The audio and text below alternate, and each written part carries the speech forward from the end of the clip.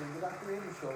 Now, raising children is a daunting task, and every day there are new challenges, right? Now, our first guests, Sudhikaro and Erin Taylor, are two experts to help us navigate raising healthy and well-rounded children. And who doesn't want that, right? So welcome to the show, Sue and Erin. Thank you so much for joining us. Erin and Sue. Awesome, thank you. So tell me about your mission. I know a little bit about it, but tell the folks at home a little bit about what you're doing, and it's extremely enriching. Tell us all about it. Thank you. We're honored to share. Erin and I co-founded a company called Building Connected Communities, and we are a global hub of helping professionals who are really navigating life in families, or helping to navigate Very challenging. Life in families, yeah. to support the parents who are trying to raise their children. And so what made you do this? I mean, you could do so many other things, and I'm sure you're busy like every other person on the planet. So why, Erin, was it so important for you guys? Well, we are passionate about changing the world and making it a better place.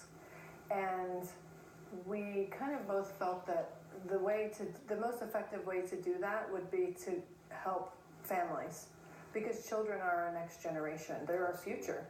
And as I said at the top of the show, that as a physician, I really believe that the health of our children and our society really, rests on us as parents. If we give teach kids the right attitudes, the right knowledge, I think we can really build a great future. And so what are your biggest takeaways from what you've learned so far? What can we take away from some of the information that you have learned from your mission? I think the most important things that we've learned is that it really comes down to three questions. Every child, and every adult for that matter, wants to know, am I seen, am I heard, and am I valued? Seen, heard, or valued. Okay. And so as parents, if we don't address those needs, the kids don't feel fulfilled. And so it's really important for you who are watching. A lot of times, I think parents sometimes feel like if they're there, then that's all they need to do. If you are on your smartphone or your whatever device of the day, right, and your kids are nearby, they don't feel wanted, they don't feel heard, they don't feel like they're valued. So it's really important. So which leads me to technology, right? So pervasive. And I started off the show intentionally with a smartphone because all of us are so plugged in. How is that affecting how we parent? It's hugely affecting how we parent. I think the most important thing as parents that we can do is model for our children the ways in which we expect them to use technology in our own behaviors. So when we're lying in bed with them, telling them something, important, but we have our phone next to them and we glance at it every time to make sure nobody's really put a Facebook post that's really compelling, it's not the modeling you want. Not the modeling. Yeah.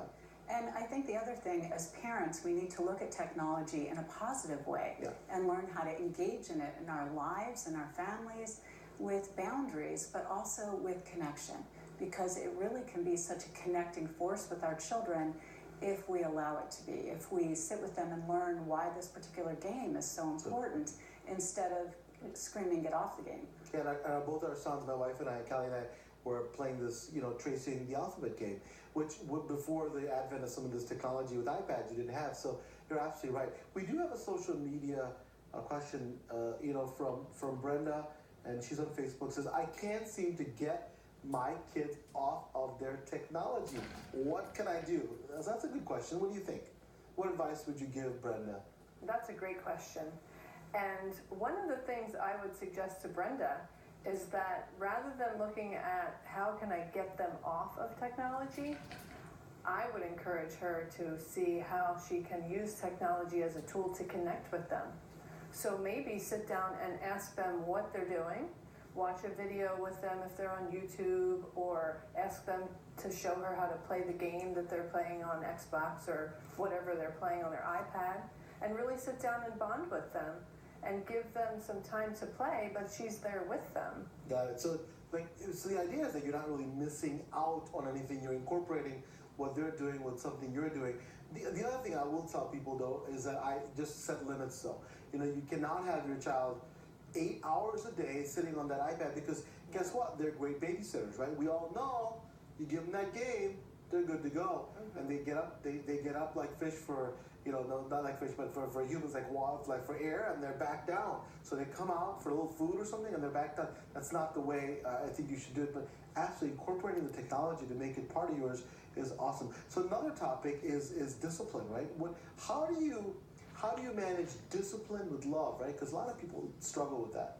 We look at discipline, and our members of our worldwide company look at discipline as a way to teach our children. Many people look at it as a way to punish and coerce and manipulate.